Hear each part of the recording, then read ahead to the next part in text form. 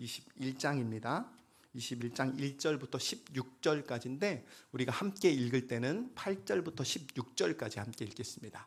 사도행전 21장 1절부터 16절까지, 다만 우리가 함께 읽을 때는 8절부터 16절까지 함께 교독하겠습니다. 제가 먼저 읽겠습니다. 이튿날 떠나 가이사라에 이르러 7 집사 중 하나인 전도자 빌립의 집에 들어가서 머무르니라. 그에게 딸 넷이 있으니 처녀로 예언하는 자라. 여러 날 머물러 있더니 아가보라 하는 한 선지자가 유대로부터 내려와 우리에게 와서 바울의 띠를 가져다가 자기 수족을 잡아매고 말하기를 성령이 말씀하시되 예루살렘에서 유대인들이 이같이 이 띠 임자를 결박하여 이방인의 손에 넘겨주리라 하거늘. 우리가 그 말을 듣고 그곳 사람들과 더불어 바울에게 예루살렘으로 올라가지 말라 권하니 바울이 대답하여 여러분 여자여우러 내 마음을 상하게 하느냐. 나는 주 예수의 이름을 위하여 결박당한 뿐 아니라 예루살렘에서 죽을 것도 각오하였노라 하니 그가 권함을 받지 아니하므로 우리가 주의 뜻대로 이루어지이다 하고 그쳤노라. 이 여러 날 후에 여장을 꾸려 예루살렘으로 올라갈세. 함께 읽겠습니다. 가이사라에 몇 제자가 함께 가며 한 오랜 제자 구브로 사람 나손을 데리고 가니 이는 우리가 그의 집에 머물려 함이라. 아멘. 사랑하는 성도 여러분, 우리가 신앙생활을 하다 보면 우리에게 던져지는 질문들이 좀 있습니다. 가장 여러분들이 알고 싶어하는 질문이기도 합니다. 그게 무엇이냐면 이게 정말 하나님의 뜻인가? 이게 정말 하나님의 뜻인가? 지금 가는 이 길이 맞는 건가? 이 길이 정말 하나님이 우리에게 가라 하신 그 길인가? 라는 이 질문들, 그리고 이 하나님의 뜻에 대해서 우리는 너무나도 알고 싶어 합니다. 분명히 성령 하나님께서 우리를 인도하신다는데 그게 정확히 어떤 모습일까라는 질문들이 있습니다. 그래서 구약 시대에 그 일전에도 한번 말씀드린 적이 있겠지만 우리가 구름 기둥과 불 기둥처럼 아주 명확하게 우리를 보여주면 우리가 조금 더 쉽사리 갈 것 같은데 이게 막상 그렇게 우리의 눈에 가시적으로 보여지지 않다 보니까 우리가 자꾸만 흐트러뜨려지게 되고 때로는 멈추게 되기도 하고 때로는 여러 가지 궁금증으로 또 이리저리 우리가 표현이 좀 그렇지만 휘둘리는 모습들도 우리 가운데 있는 것 같습니다. 여러분, 성경을 보면 하나님의 뜻을 찾는 사람들은요, 잘 보면 이 두 가지 싸움에서 계속해서 씨름을 한 걸 볼 수 있습니다. 한쪽에서는 잘 보면 어떤 길이 조금 더 안전할까, 그리고 어떤 길이 우리 인간의 생각으로 상식적인 길인가라는 것을 고민하고도 하고요. 이제 구약의 왕들의 모습 속에서도 이러한 모습들이 자주 보이기도 했습니다. 그리고 수많은 사람들의 모습 속에서 이 모습들이 보이기도 했죠. 또 한편으로는 뭐가 있냐면 위험하지만 또 그 하나님의 선하신 길을 따라 살아가는, 그리고 그 복음의 길을 가는 사람들도 있습니다.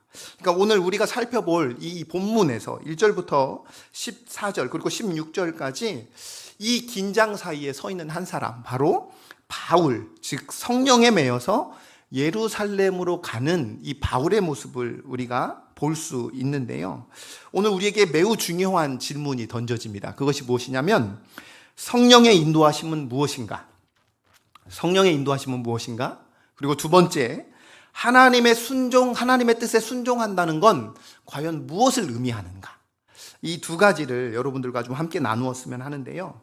오늘 말씀을 잘 보시면 크게 세 가지 모습을 우리가 발견하게 될 것입니다. 첫 번째가 무엇이냐면 성령에 매여서 가는 바울의 모습을 우리가 볼 수 있고요. 그리고 두 번째, 주 예수의 이름을 위하여 이렇게 주 예수의 이름을 위하여 살아가겠다라고 그 고백을 붙든 제자의 길을 가는 그 모습을 우리가 볼 수 있고, 마지막으로 결국에 주의 뜻대로 이루어집니다 라고 고백하며 맡겨드리는 공동체의 믿음을, 이 세 가지 모습을 우리가 볼 것입니다. 우리가 함께 같이 이 본문을 통해서 우리가 하나님 앞에서 어떻게 결단해야 될지 우리가 함께 살펴보는 귀한 시간 되기를 원합니다. 자, 보시면 여러분 먼저 그림을 보여주십시오. 우리가 어디쯤에 있는지를 좀 보아야 되니까. 제가 다른 또 그림을 3차 전도여행 그림을 보였는데 그 시가 워낙 작아서 아마 안 보일 건데요. 어디를 보시면 되냐면 그 가운데쯤에 에베소라는 곳이 있습니다. 에베소.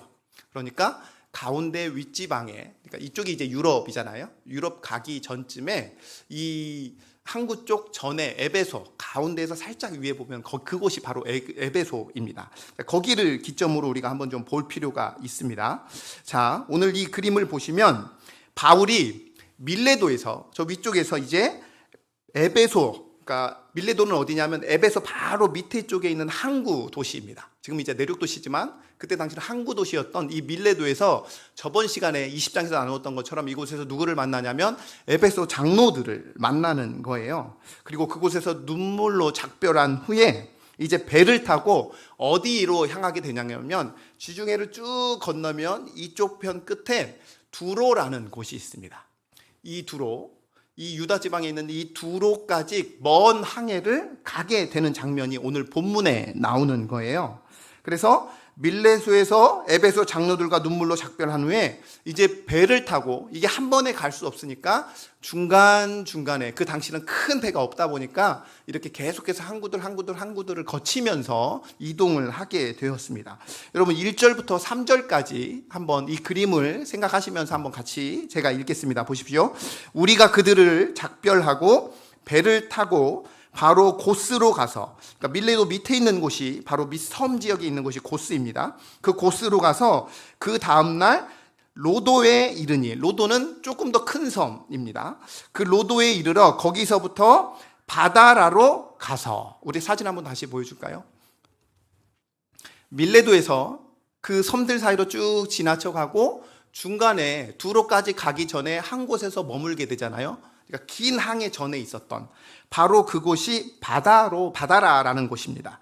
그곳에 가서 2절입니다. 이제 베게니로 건너가는 배를 만나서 타고 가다가 구브로를 바라보고, 구브로는 이쪽에 있는 지중해 위에 있는 큰 섬이지요. 구브로를 바라보고 이를 왼편에 두고 수리아로 항해하여 두로에서 상륙하니 거기서 배의 짐을 풀려 함이러라. 그러니까 이 지역도 나오고 또 여러 가지 이름들이 나오다 보니까 잘 이해가 되지 않겠지만 그냥 아까 보여드렸던 그 그림상으로 보면 이 항해들을 따라서 갔다라는 의미입니다. 중요한 건 이 에베소 밑에 있는 밀레도에서 두로까지의 여정이 1절부터 3절까지의 내용입니다. 그러니까 이 먼 항해를 거쳐서 바울 일행이 드디어 두로에 도착을 하게 됩니다. 4절입니다. 자, 4절 한번 같이 읽겠습니다. 시작. 구브로를 바라보고 4절입니다. 네.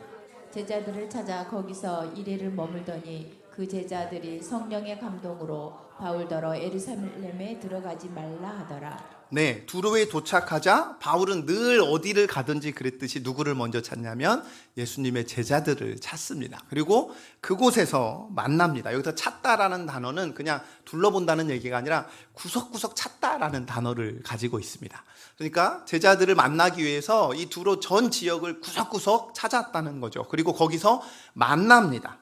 여러분, 예수님의 제자를 만났고 그동안 또 자기가 행했던 사역들, 여러분 이 두로에서 제자들은 분명히 이 바울의 소식을 여러 모양으로 접했을 거예요.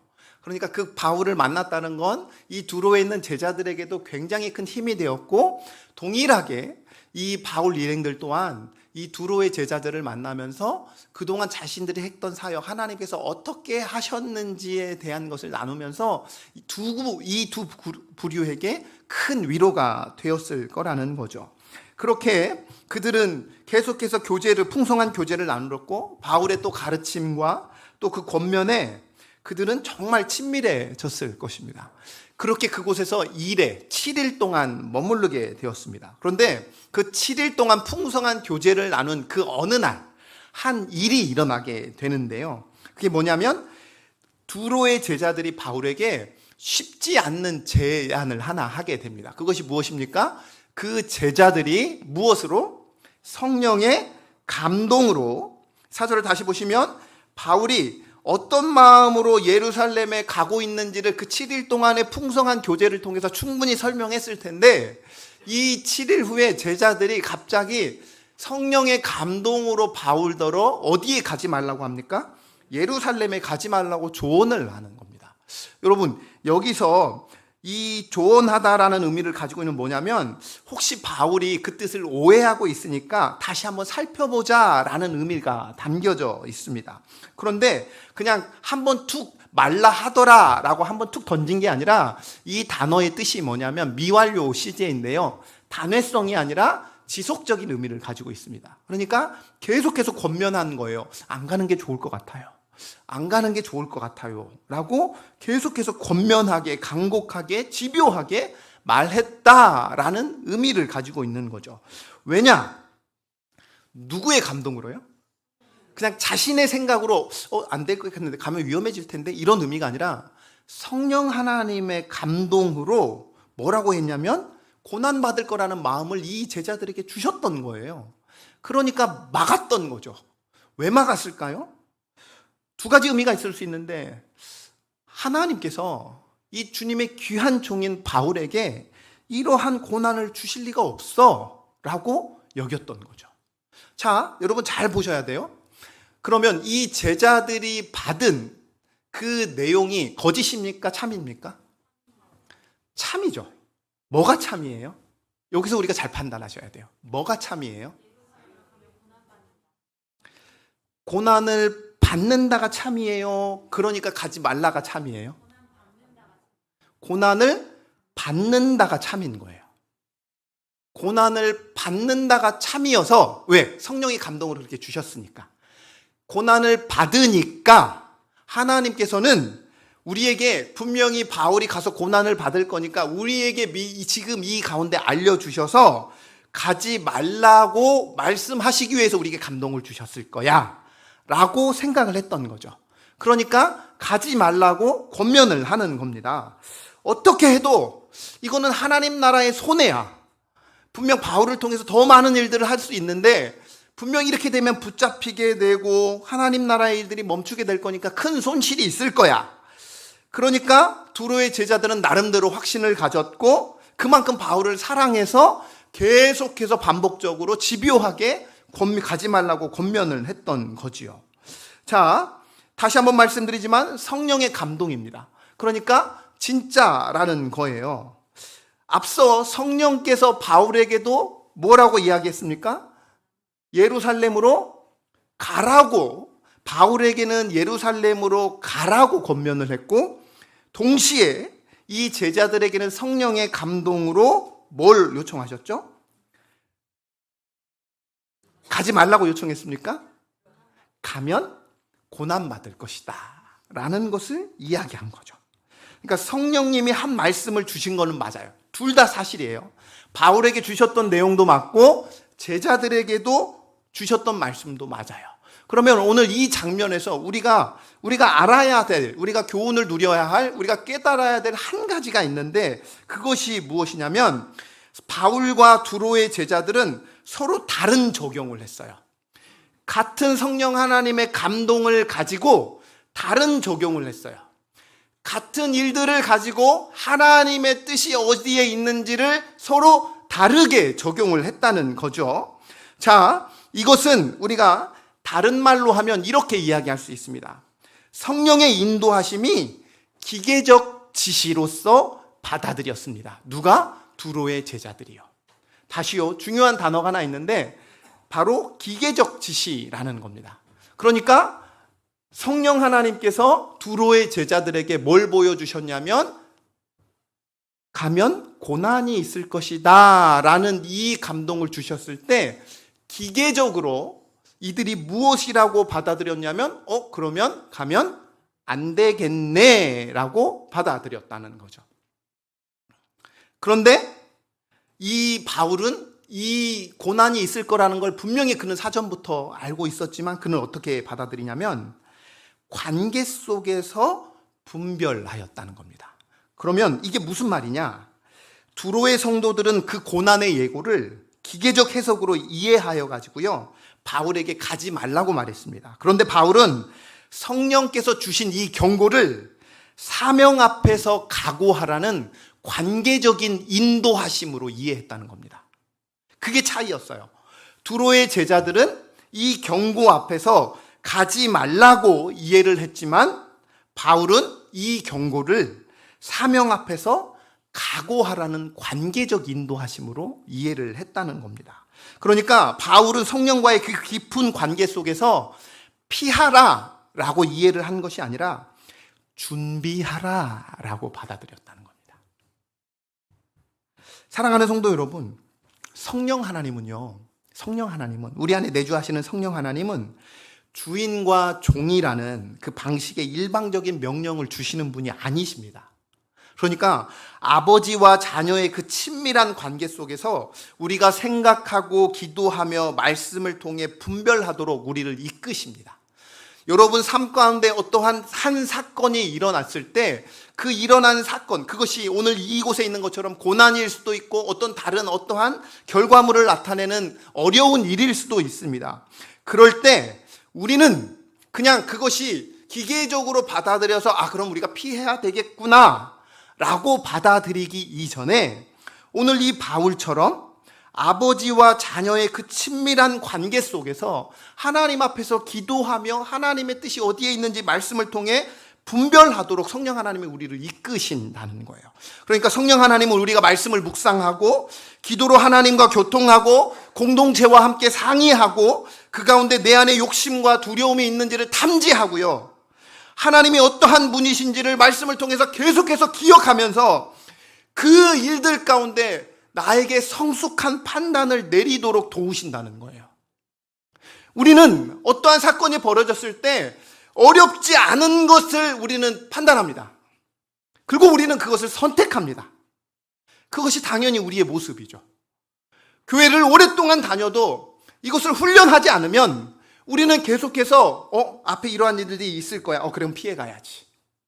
우리는 자연스럽게 기계적으로 우리는 이것을 받아들이는 거죠. 어려움을 보여주셨네. 하나님 땡큐. 나 피해 가라고 감사하고 그냥 피해 가는 것이 하나님의 뜻이 거기에 있는 것이 아니라 이 어려움 가운데 내게 주신 하나님의 뜻이 무엇인지를 말씀을 묵상하고 기도하는 가운데 교통하고 하나님과 교통하고 또 공동체 안에 서로 믿음의 상의를 함께 나누며 그 가운데 내 안에 욕심들과 두려움이 있는지를 다시 한번 바라보고 하나님이 어떠한 분이신지 말씀을 통해서 우리가 기억하면서 성숙한 판단을 우리가 내리도록 성령 하나님이 우리를 유도하신다는 거예요. 그게 성령 하나님의 메인자의 삶이라는 것입니다. 사랑하는 성도 여러분, 우리가 그렇게 살아가기를 소망합니다. 그냥 단순히 보여진 상황과 환경에 따라가는 것이 아니라 말씀과 기도 안에서 그 상황 가운데서도 선하신 하나님의 뜻을 발견하여 따라가는 그 성숙한 믿음의 자녀들이 되시길 주님의 이름으로 간절히 축원합니다. 여러분, 편한 길이 하나님의 뜻이 아닙니다. 막히는 길, 이건 하나님의 뜻이 당연히 아니겠지. 우리가 그렇게 받아들이는 것이 아니라 말씀 앞에서 우리가 바라보고 기도로 계속해서 씨름하고 공동체의 조언도 진지하게 함께 같이 나누며 들어보고 가장 중요한 거, 그 가운데 혹 내 욕심이 있는 건 아닌지 그 두려움이 있는 건 아닌지 우리가 직면해 보면서 주님, 이 상황 가운데 주님은 무엇을 기뻐하실까요? 주님은 무엇에 제가 어떤 선택을 하나님이 더 기뻐하실까요? 이렇게 묻고 분별하는 성도가, 그러한 성도가 참 성도, 즉 계속해서 성화를 이루어져 가는 성도의 모습이라는 거죠. 지금 드리는 이 말씀은 한순간에 되지 않습니다. 바울도 무려 이 3차 전도 여행까지 일어나는 그 긴 세월 동안 계속해서 하나님께서 만져가셨기 때문에 가능했다는 거죠. 사랑하는 성도 여러분, 우리가 신앙생활을 너무 때로는 기계적으로 하는 우리의 모습을 바라봅니다. 신앙생활은 단순하지 않습니다. 우리 인생도 굉장히 복잡한데 각각의 선택마다도 치열하게 정말 고민도 많이 하면서 선택하는데 하물며 신자의 삶, 타자를 위해 살아가는 그 삶, 그리스도 영광을 위해 살아가는 그 삶이 어찌 단순하겠습니까? 하지만 그럼에도 우리 안에 내주하시는 성령 하나님이 반드시 우리를 인도하시는데 함께 성화를 이루어가는 그 과정 가운데 우리에게 주어진 몫이 무엇입니까? 말씀 안에서 기도로서 함께 씨름하며 공동체 안에서 함께 교제하며 그것들을 함께 나누고 그리고 무엇보다도 내 안에 있는 두려움과 욕심들을 이 말씀을 통하여 함께 걷어내는 작업들, 우리가 직면하고 바라보는 일들이 반드시 필요하고요. 그 가운데 하나님이라면 지금 어떤 선택을 가장 기뻐하실까를 우리가 고민하고 주 안에서 선택한다는 것이죠. 그 선택이 내 안에 확신으로 온다면 그 다음에 우리 주님이 평안을 주십니다. 그리고 담대함을 우리 가운데 허락하여 주신다는 거죠. 결국 바울과 그 일행은 어떤 결정을 내립니까? 우리 5절부터 6절 말씀 한번 같이 읽도록 하겠습니다. 제가 5절 말씀 읽겠습니다. 이 여러 날을 지낸 후 우리가 떠나갈새 그들이 다 그 처자와 함께 성문 밖까지 전송하거늘 우리가 바닷가에서 무릎을 꿇어 기도하고 서로 작별한 후 우리는 배에 오르고 그들은 집으로 돌아가니라. 아멘. 바울은요, 그 공동체의 염려를 뒤로하고 함께 무릎을 꿇고 서로를 위해 기도한 후에 그가 주님이 주안해 주셨던 그 마음, 그 확신의 마음을 붙들고 예루살렘으로 다시 떠나고 있는 겁니다. 여기까지만 하면 그렇구나 할 텐데 두 번째 일이 또 발생합니다. 그게 8절입니다. 8절 제가 읽겠습니다. 이튿날 떠나 가이사라에 이르러 7 집사 중 하나인 전도자 빌립의 집에 들어가서 머무르니라. 자, 보시면요. 이제 누구를 만납니까? 빌립을 만납니다. 자, 여러분, 우리가 전도 여행이 크게 3차까지 있다고 그러니까 마지막이잖아요. 바울의 전도 여행이 거의 마지막. 이제 뒤후로는 로마로 잡혀가는 과정 가운데 있으니까 전도 여행으로서는 3차가 이 마지막 여정 가운데 있는데 여러분, 빌립이 이때 나타나요. 그러니까 바울의 사역의 끝에 나타나요. 여러분, 처음에 사도행전을 보면 바울이 언제 등장하는지 아십니까? 몇 장에서 등장할까요? 9장에서 등장합니다. 근데 9장 앞에 누가 나오는지 아십니까? 빌립이 나옵니다. 그러니까 8장에서 빌립의 사역이 사마리아를 지나서 쭉 하고 8장 마지막 절을 보시면 이렇게 마무리가 돼요. 그리고 바로 사울의 이야기로 넘어가요. 그리고 오늘 이 바울의 사역이 3차 전도행이 마무리될 때쯤에 다시 누가 나타나냐면 빌립이 나타나요. 그러니까 누가가 이 성경을 기록했을 때 그렇게 기록을 한 거예요. 여러분, 이 둘이 만나서 무슨 얘기를 했을까요? 건강하세요? 괜찮으세요? 조심히 돌아가세요. 그랬을까요? 자신이 만난 하나님, 자신에게 역사하신 그 하나님을 서로 자랑하듯이 함께 하신 그 하나님을 나누며 서로 아멘 아멘 하고 서로 격려하고 함께 같이 찬양도 하고 기도도 하고 함께 울기도 하고 웃으면서 그 많은 것들을 함께 나누었을 거란 말이죠. 그곳에서 그렇게 머물렀습니다. 그러니까 바울과 빌립 서로에게 더할 나위 없이 큰 기쁨과 위로가 그들 가운데 있었다는 거죠. 그런데 저자는, 이 누가는 더 이상 빌립에 대한 추가적인 어떤 말을 하지 않고요. 9절에 그에게 딸이 넷이 있는데 예언하는, 모두 다 예언을 한다고 이야기하고 있습니다. 그런데 그 예언의 내용이 무엇인지는 구체적으로 나와 있지 않아요. 하지만 분명한 건 앞서 있었던 이야기들과 비슷한 맥락에서 이 딸들을 통해서 분명히 다시 한번 바울에게 이야기했을 거예요. 그런데 이 공동체적인 이 가정 안에 환대의 순간에 또 한 사람이 등장을 해요. 그게 누구냐면 아가보입니다. 여러분, 아가보가 등장을 하게 되는데 먼저 우리 10절과 11절 한번 같이 읽도록 하겠습니다. 제가 10절 읽겠습니다. 여러 날 머물러 있더니 아가보라 하는 한 선지자가 유대로부터 내려와 우리에게 와서 바울의 띠를 가져다가 자기 수족을 잡아매고 말하기를 성령이 말씀하시되 예루살렘에서 유대인들이 이같이 이 띠 인자를 결박하여 이방인의 손에 넘겨주리라 하거늘. 아멘. 여러분, 이 아가보 선지자가 누구입니까? 앞서 한번 언급이 되었던 선지자입니다. 누구냐면 사도행전 11장에 나오는데요. 로마에 큰 기근이 있을 것이라고 이 아가보를 통해서 예언하게 했고요. 실제로 글라우디오 이 황제 시대에 정말로 큰 기근이 이 로마에 일어났습니다. 실제로 일어났던 거죠. 그러니까 거짓 선지자예요? 참 선지자예요? 참 선지자죠. 지금 벌써 예언만 앞서 두 번째가 있었는데 이제 이 아가보를 통해서 또 한 번 예언이 일어나게 됩니다. 그런데 그 예언이 무엇이냐면 이 선지자적 행동이 같이 결부되면서 나타나요. 근데 그 선지자적 행동이 뭐냐면 바울의 허리띠를 가져답니다. 여러분, 여기서 말하는 허리띠는 여러분들 지금 벨트를 가죽 벨트가 아니고요. 그 당시에 유대인들이 입었던 허리띠는 굉장히 그 긴 옷을 잘 단정하기 위해서 긴 허리띠를 말하는 겁니다. 헝겊으로 된 긴 허리띠를 말하는 거거든요. 그 긴 허리띠를 가지고 자기 손과 발을 묶으면서 이야기하는 거예요. 그러면서 뭐라고 시작하냐면 성령이 말씀하시되, 그러니까 지금 이 아가보가 하는 말이 그냥 어떤 단순한 개인적인 사견을 말하는 게 아니라 성령 하나님께서 자신을 통해서 말하는 내용이다라는 것을 의미하는 거예요. 반드시 일어날 것이다 라는 의미를 가지고 있는 겁니다. 그리고 실제로 이 말씀은요, 사도행전 21장에 이루어집니다. 33절에 보시면 바울은 체포되어서 결박당하게 됩니다. 이 선지자의 행동 그대로 그는 잡혀서 결박당하게 되는 거죠. 바울은 처음 듣는 예언이 아니었습니다. 성령께서 이미 바울에게 말씀하셨고, 앞서 두로에서 그 성령을 통해 제자들에게도 다시 한번 듣게 하셨고, 또 이 빌립의 딸들을 통해서도 예언을 통해서도 한번 들었던 거죠.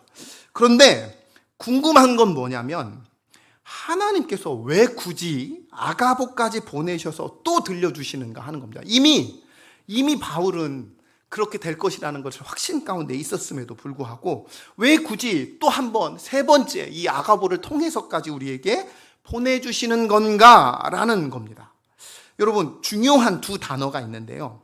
아가보의 말들에서 중요한 두 단어가 있습니다. 첫 번째가 뭐냐면, 다시 한번 말씀 보여주시면 첫 번째 동사가 하나 있습니다. 띠를 가져다가 그 앞서 말씀입니다. 자, 앞에 보시면 중요한 단어가 뭐냐면 결박하다라는 단어가 나옵니다.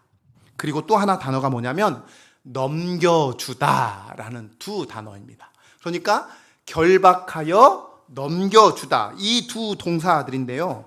여러분, 결박하다는 앞서 계속해서 반복되어진 동사였습니다. 바울이 자신이 예루살렘에서 당한 일을 말할 때 사용되었던 단어였던 거지요. 그래서 저번 주 제목이 성령의 매여라는 단어 있는데, 이 매여라는 단어가 바로 결박이라는 단어인 거예요.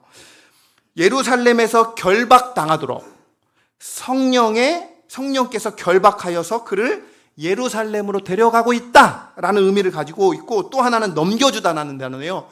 이 신약에서 이 단어가 언제 쓰인 단어냐면, 누가복음에서 예수님이 넘겨지실 때 쓰인 단어가 바로 이 넘겨주다입니다. 유대인의 손에 넘겨졌던 그 예수님처럼, 그래서 하나님의 뜻을 이루셨던 그 예수님처럼 이 예수님의 제자 바울도 유대인들에게 넘겨질 것이다 라는 것을 의미하는 단어라는 거죠. 그러니까 실패가 아니라, 결박당하여서 넘겨주는 게 실패가 아니라 하나님의 뜻이 이루는 길이 될 것이다 라는 것을 의미하는 말입니다. 바울이 넘겨지는 것은 사역의 실패가 아니었고요, 그리스도의 제자로서 마땅히 가야 할 길이라는 겁니다. 사랑하는 성도 여러분, 우리는 종종 어떤 결과가 잘 되잖아요. 그러면 하나님의 뜻이야라고 너무나도 쉽게 우리는 받아들입니다. 그런데 반대로 어려움을 만나면 하나님의 뜻이 아닐 것 같아, 길이 막혀버렸네 라고 쉽게 생각합니다. 아까 앞서 말씀드렸던 기계적으로 우리가 그렇게 받아들여 버리는 거죠. 그런데 성경에서 고난에 대해서 얘기할 때는 멈춤의 신호가 아니라 사명의 통과점이라는 것을 말하고 있습니다.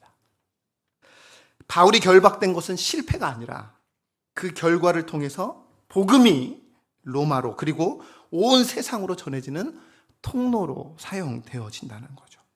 이 원리가 이 시대를 살아가는 우리 신자들에게 동일하게 적용이 됩니다. 우리는 일이 풀리느냐, 막히느냐, 또 편안하냐, 어렵냐, 이것에 집중하지만 우리에게 더 중요한 건 무엇이냐면 이것이 주님의 뜻인가 아닌가에 대해서 우리는 더 집중해야 한다는 거죠. 우리의 선택의 기준이 이게 잘 될까? 잘 돼야 되는데 이게 우리의 선택의 기준이 아니라 이것이 주님의 기뻐하시는 걸까라고 바뀌어야 된다는 거죠. 잘 될 때든 잘못되지 않을 때든 슬플 때든 기쁠 때든 막힐 때든 풀렸을 때든 그 모든 순간순간마다 이것이 하나님의 뜻인가? 라는 질문이 던져져야 됩니다. 심지어 잘 됐을 때조차도 이것이 하나님의 뜻인가? 라는 질문을 우리는 던져야 합니다. 막혔을 때, 안 됐을 때에도 동일하게 이것이 하나님의 뜻인가 아닌가를 우리는 물어야 한다는 거죠. 그렇게 우리의 질문이 잘 될까 해서 주님이 기뻐하시는 걸까로 바뀔 때 비로소 우리는 제자의 길을 걷기 시작하는 것이지요. 사랑하는 성도 여러분, 이 예언을 들은 사람들이 어떻게 반응합니까? 먼저 바울 일행과 가이사라의 다른 형제들이 어떻게 반응해요? 12절입니다. 12절 한번 같이 읽겠습니다. 시작. 우리가 그 말을 듣고 그곳 사람들과 더불어 바울에게 예루살렘으로 올라가지 말라 권하니.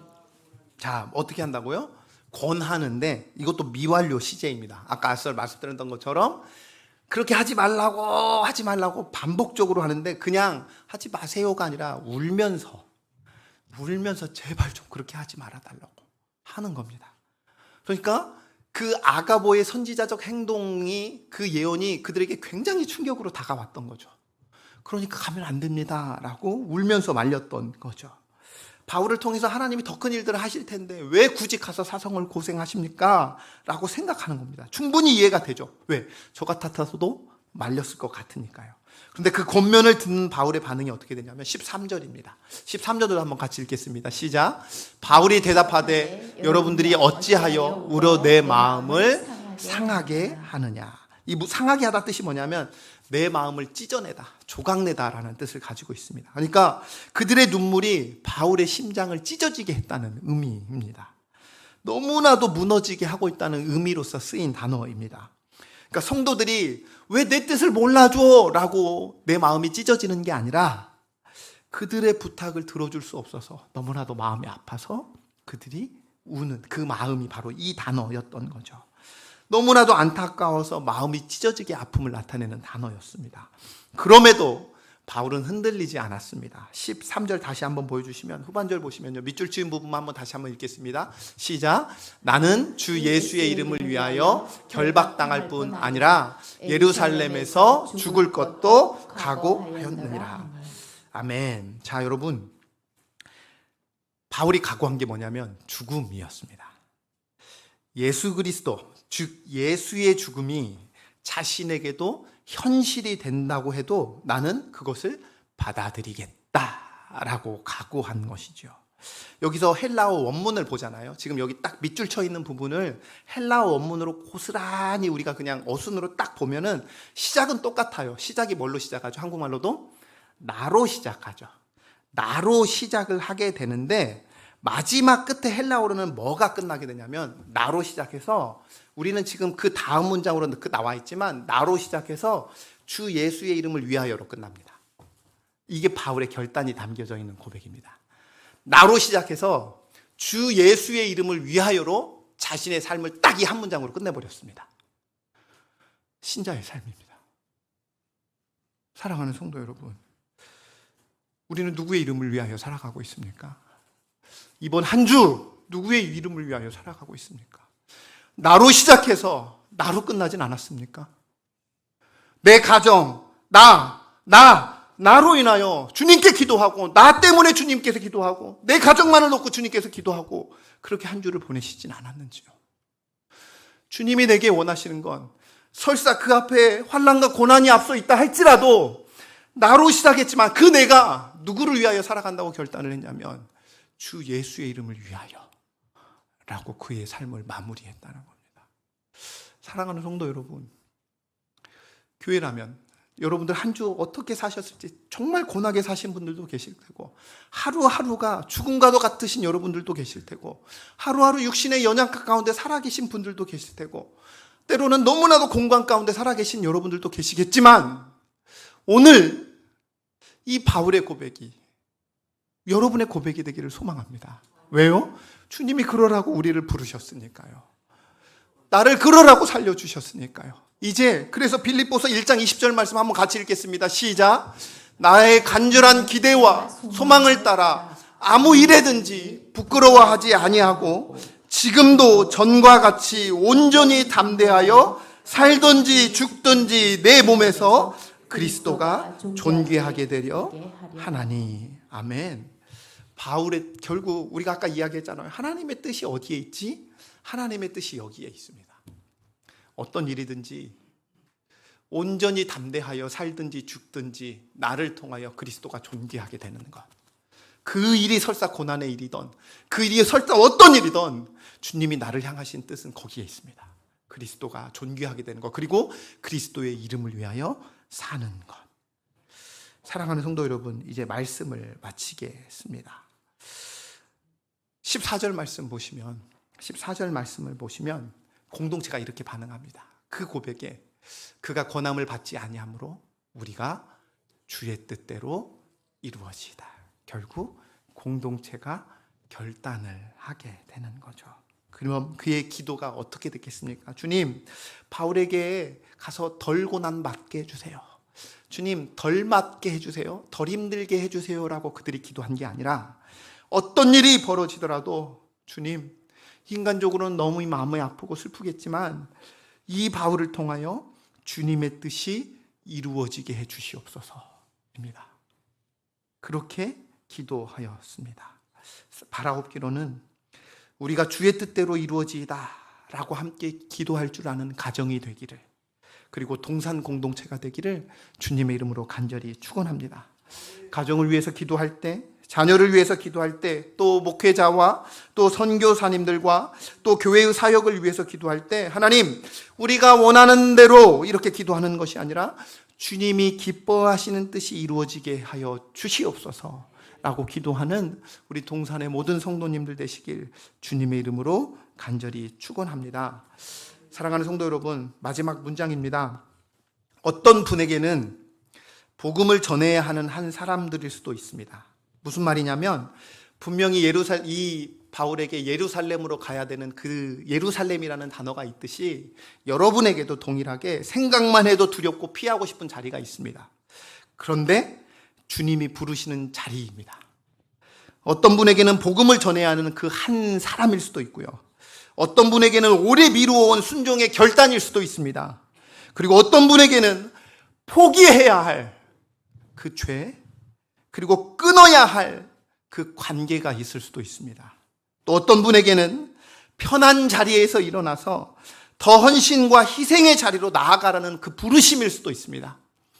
바울에게는 그곳이 바로 예루살렘이었습니다. 그 길 앞에서 수많은 이들을 통하여 고난이 있을 것이다라고 예언했음에도 불구하고 이 바울은 흔들리지 않았고 이렇게 고백했습니다. 나는 주 예수의 이름을 위하여 결박당할 뿐 아니라 부르신 그곳에서 죽음도 각오하였노라. 그리고 서로를 향해서도 이렇게 기도했습니다. 주의 뜻대로 이루어지이다.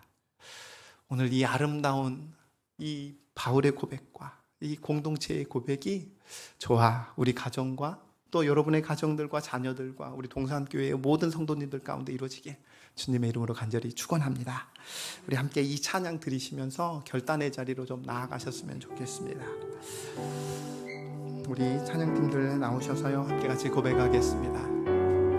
오늘 말씀 기억하시면서 함께 고백하겠습니다. 주님 말씀하시면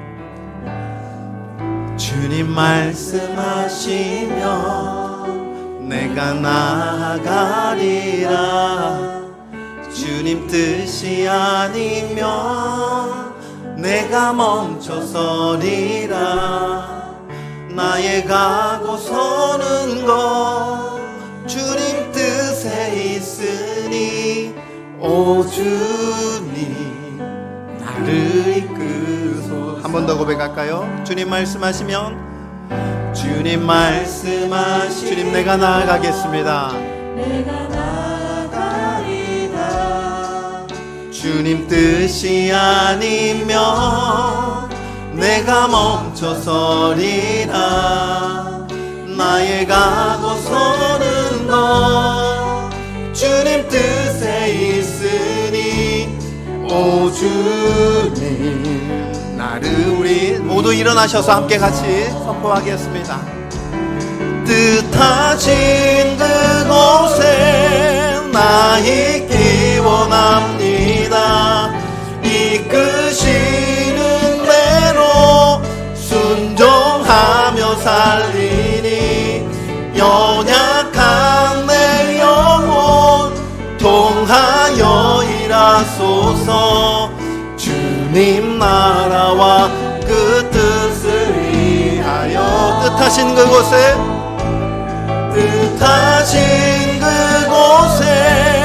나 있기 원합니다.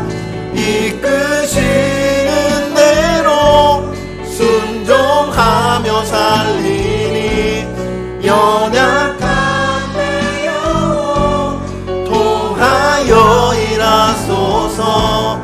주님 나라와 그 뜻을 위해 우리 마지막으로 한번 보죠. 뜻하신 그곳에 뜻하신 그 주님 나 있기를 원합니다. 이끄시는 대로 순종하며 살리니 연약한 내 영혼 통하여 일하소서. 주님 나라와 그 뜻을 위하여 오 주님 나를 이끄소서. 오 주님 나를 이끄소서. 오 주님 우리 가정을 이끄소서. 우리 교회를 이끄소서. 오 주님 나를 이끄소서. 아멘. 우리 이렇게 기도하였으면 합니다. 하나님, 때로는 성령의 음성을 그리고 보여지는 그 상황과 환경을 우리가 판단하여서 기계적인 지시로서 받아들이는 것이 아니라 관계 속에서 아버지와 아들이라는 그 주님과 종이라는 그 관계 속에서 분별하는 그 영적 지혜와 민감함을 주시옵소서. 주 예수의 이름을 위하여라는 고백이 내 삶의 모든 결정의 기준이 되게 하여 주시옵소서. 내가 주님을 아버지 믿는다 고백하지만 왜 아직도 나로 시작하여 나로 끝납니까? 내가 이래서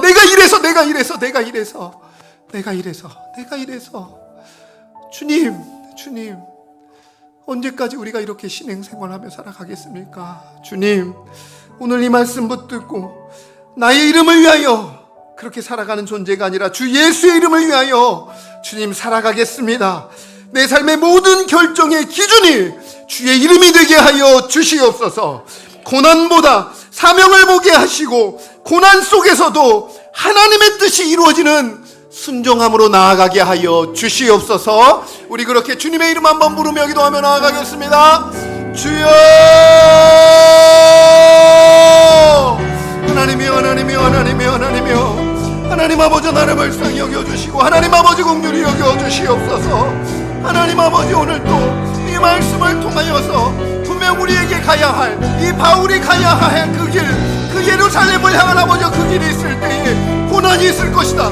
신자가 주님의 일을 강함할 신자가 주의 나라를 세워가는 그 길에 고난이 있을 것이다 라는 걸 다시 한번 이 말씀을 통하여 아버지 보여주셨을 때 세상은 그 길 가운데서도 그럼 멈춰야지, 그럼 돌아가야지, 그럼 하지 말아야지 라고 우리에게 권면하지만 하나님 오늘 분명 다시 한번 이 바울은 무엇이 하나님의 뜻인지를 그는 알았습니다. 그리고 멈추지 않았습니다. 그리고 다시 한번 결단하였고 그 발걸음을 행하였습니다. 주님, 그가 나로 시작하였지만 그 삶에 주의 이름을 위하여 결단하였던 것처럼 하나님 우리 또한 나로 시작하여 나로 마무리 짓는 것이 아니라 나로 시작하여 하나님 주 예수의 이름을 위하여 살아가는 아버지요, 그렇게 내 삶의 모든 결정의 순간순간마다 우리 주의 이름이 기준이 되게 하여 주시옵소서. 모든 삶의 선택의 순간순간마다 주의 이름만이 아버지 기억나게 하시고 주의 이름을 우리 앞서 두어서 주님께서 아버지 우리를 이끄시며 더욱더 담대함으로써 하나님 앞에 나아가는 우리 사랑하는 동산의 모든 성도님들 되게 하여 주시옵소서.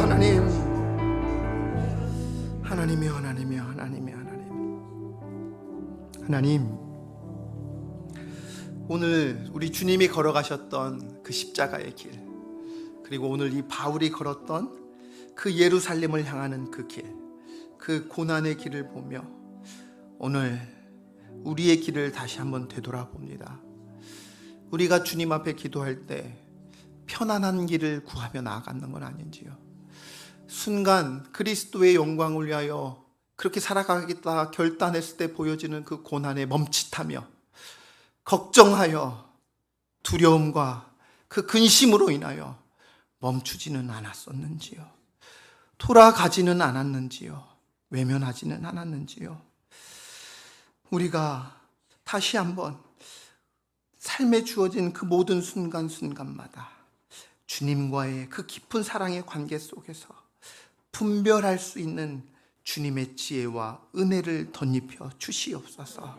하나님의 뜻이 어디에 있는지를 우리가 늘 고민하며 함께 공동체와 함께 같이 나누고 기도하며 주의 말씀을 붙들고 결단하며 선택하는 참으로 귀하고 아름다운 우리 동산의 성도님들과 가정되게 하여 주시옵소서. 무엇보다도 나의 이름을 위하여 살아가는 자 되지 아니하게 하시고 주 예수의 이름을 위하여 살아가는 자 되게 하여 주시옵소서. 편안함보다 사명을, 안전함보다 순종을 선택하는 믿음이 되게 하여 주시옵소서.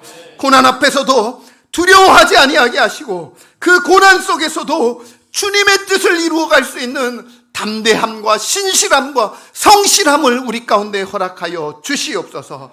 우리의 삶이, 우리의 걸음이 주님의 뜻대로 이루어지다라고 고백함이 드러나게 하여 주시옵소서. 그리고 그 고백 속에서 주님이 주시는 담대함과 기쁨을 누리며 살아가게 하여 주시옵소서. 하나님, 오늘 또 주님께서 우리 가운데 귀한 예물 허락하여 주셨습니다. 주님, 이 예물 한 해 동안 참으로 주님 안에서 풍성하게 베풀어 주심에 감사합니다. 주님, 그리고 주님의 나라를 세워가는 그곳에 지금도 참으로 외롭고 어렵게 아직 주님을 알지 못하며 죽음 가운데 걸어가고 있는 아버지여, 그 어려운 자들을 향하여 우리가 주님의 마음으로 섬기며 주님의 사랑으로 돕는 우리 동산 공동체 되게 하여 주시옵소서. 머리 둘 곳 없이 선교하는 우리 사랑하는 선교사님들을 위하여 기도하며 돕는 자들이 되게 하시고 전도하는 곳에 귀하게 주님의 예물이 사용되어지게 하여 주시옵소서.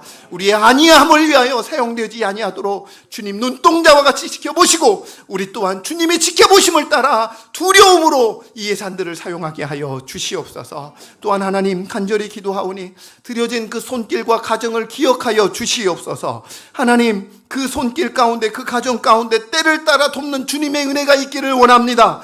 일용할 양식을 베풀어 주실 때에 감사함이 넘치는 우리 가정들 되게 하여 주시옵소서. 하나님, 또한 이 시간 간절히 기도하오니 우리 환우분들을 하나님 지키시고 보호하시며 주님의 치료하심이, 주님의 함께하심이, 주님의 평안이, 주님의 영광이 그 삶 가운데 가득하게 하여 주시옵소서. 감사드리오며 이제는 우리를 구원하시는 우리 주 예수 그리스도의 은혜와 아버지 하나님의 사랑과 성령 하나님의 보호교통 충만하심의 은사가 오늘 또 주님 앞에 주님의 뜻이 이루어지기를 갈망하며 주님께서 말씀하시면 내가 주님 앞에 말씀과 기도함으로 무엇이 주님의 뜻인지를 선택하며 나아가는 귀하고 복된 가정과 일터 사업장, 그리고 우리 동산교회 위에 이로부터 영원토록 함께 있을지어다. 아멘. 하나님 아버지 감사합니다. 주여 아버지.